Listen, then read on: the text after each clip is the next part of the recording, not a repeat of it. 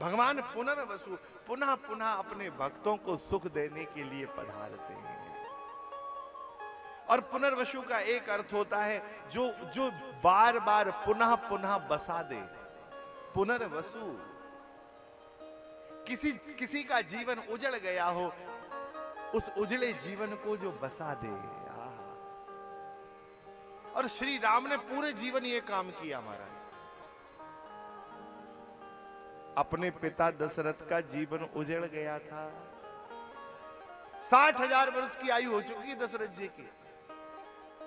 कितनी आयु हो चुकी है? 60,000 वर्ष की आयु हो चुकी है और अभी संतान नहीं है। जीवन उजड़ गया।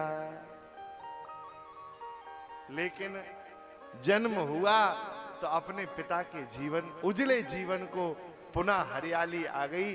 पुनः पुनः महाराज, लोग कहते थे देखो तो विधाता की कृपा, महाराज दशरथ के यहां पत्थर पे दूब उग गई। पत्थर पे दूब आ गई। पत्थर पे दूब आ गई। पिता के जीवन जो उजड़ चुका था बसाया। जब थोड़े बड़े हुए तो एक जीवन जिसका सब कुछ उजड़ चुका था, पति ने छोड़ दिया था, संसार ने छोड़ दिया था, कलंक जीवन में आ गया था, उस अहिल्या के जीवन को भी, जिसका जीवन उजड़ चुका था, उसे बसाया। हाँ? गौतम सिधारे ग्रह गौनो सो लवाए के, ये लिखा है आचार्यों ने। भगवान ने अहिल्या का उद्धार किया तो गौतम ऋषि प्रकट हो गए और कैसे ले गए अहिल्या को? जैसे दूल्हा गौना करा के अपनी बहू को लेके जाए। विवाह के बाद, विवाह हो गया है अभी गौना नहीं, गौतम सिधारे ग्रह गौनो सो लवाए के, ऐसे अहिल्या जी को लेके गए। जिसका पति बिछड़ गया था, जिसका गृहस्थ उजड़ गया था, भगवान ने अहिल्या के गृहस्थ को बसा दिया। हा? बसाया भगवान ने। मुनि श्राप जो दीन्हा अति भल कीन्हा, परम अनुग्रह में माना। धन्य है गौतम ऋषि ने श्राप दिया, आज भगवान मिले। तो भगवान ने अपने पिता के जीवन को, जो पिता का जीवन उजड़ चुका था, उस पिता के जीवन को बसाया। फिर भगवान ने जो अहिल्या है, जिसका जीवन उजड़ चुका है, जिसका गृहस्थ उजड़ चुका है, भगवान ने उस अहिल्या के जीवन को बसाया। और ठाकुर जी थोड़े और बड़े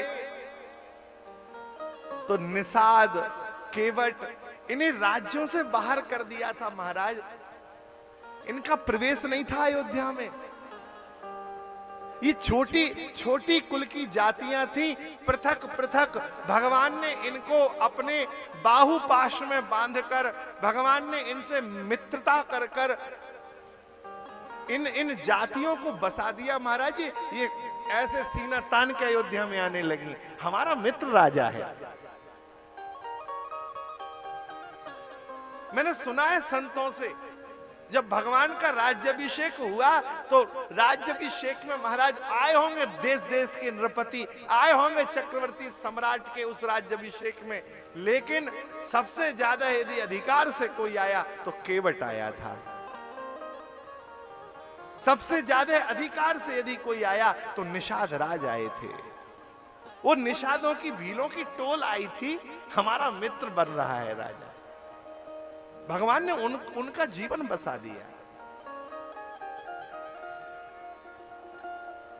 मैं क्या कहूं, भगवान ने वनवास की लीला में एक और उजड़ा प्राणी है।